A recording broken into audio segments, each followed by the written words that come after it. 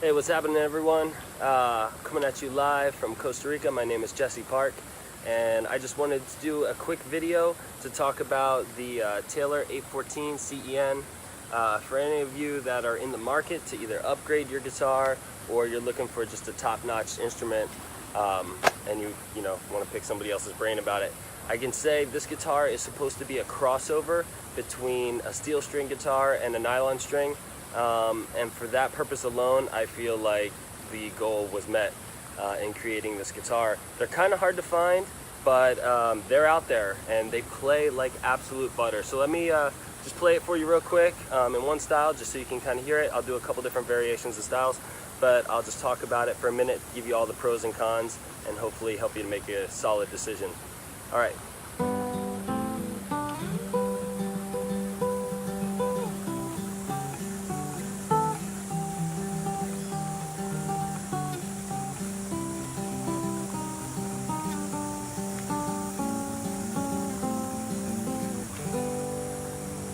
So like I said, it just plays super easy. It holds the intonation all the way up super high on the guitar. You can play octaves and all these kinds of cool things that you normally play on like an electric guitar or maybe a steel string. You can pull it on the nylon string, just the way this thing is set up. Like I said, the intonation, and I'll demonstrate it in a minute, can play all the way up high here and keep the tune. So that's really cool. All right, let me tell you about the specs real quick. First off, we're dealing with Sitka spruce top here.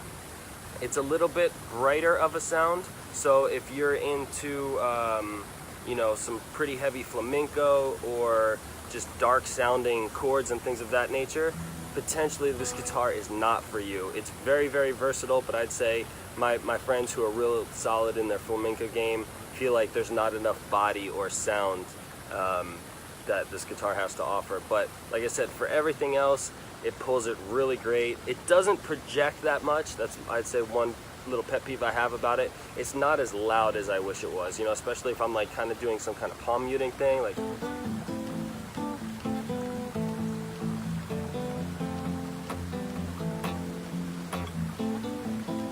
I want to be able to play it without snapping the strings, right? Like that kind of pop snap. I don't want that all the time, but I feel sometimes like I need to play harder to get the volume out. So that's like one thing, like I said, that I'm not super crazy about it, but playability is out of control, intonation out of control. I think it's a pretty sexy looking guitar as well. Like I said, specifics, we got the Sitka spruce on the top here. We got, oops, sorry, I had a little technical issue there. We got the Sitka spruce on top, the Indian rosewood on the side. We got maple here on the bindings. We have ivory tuning pegs, some more Indian rosewood up top, and there's like this, I think they call it like the CSN or ES, I apologize, the ESN pickup system here in the bridge. And like I said, it's a little bright for what I like, but if you're playing through a really good quality acoustic amp or a nice PA system that you can give a little bit of reverb, you can pretty much let the guitar do its thing. I usually cut the highs out, the treble a little bit, because like I said, the guitar naturally is a little bright. You can also control a lot just here from the three knobs. You have your volume knob, your treble knob, and your bass knob. Really, really useful when you're playing live, because like I said, if I'm playing something that's more rhythmic, if that's a word, and really percussive, then I gotta like bring the bite down a little bit on the guitar. But if I'm playing something more intimate,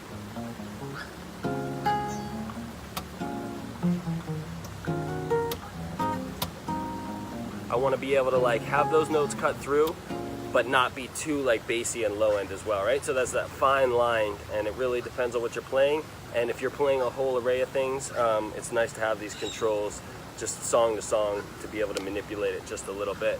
So like I said, thing plays like butter. I would recommend it if you're trying to cross over from a steel string to a nylon string. The neck is, I'd say, medium width. One of my little pet peeves, I think, with other Taylor guitars is their necks are super thin.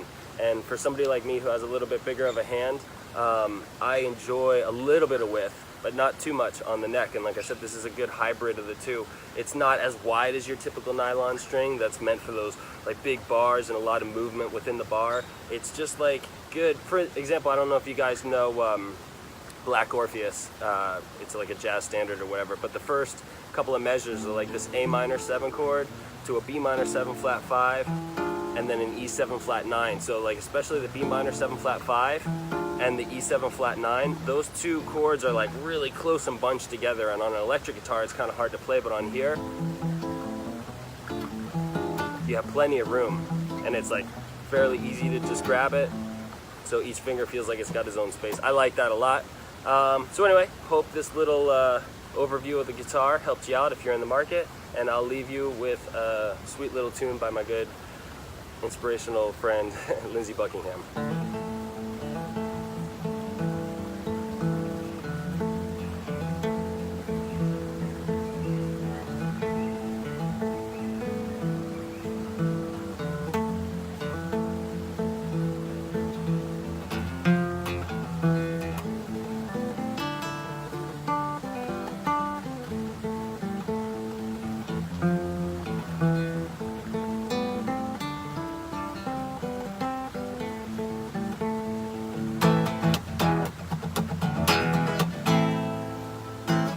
Awesome. Hope you guys have a great day. Buona vita.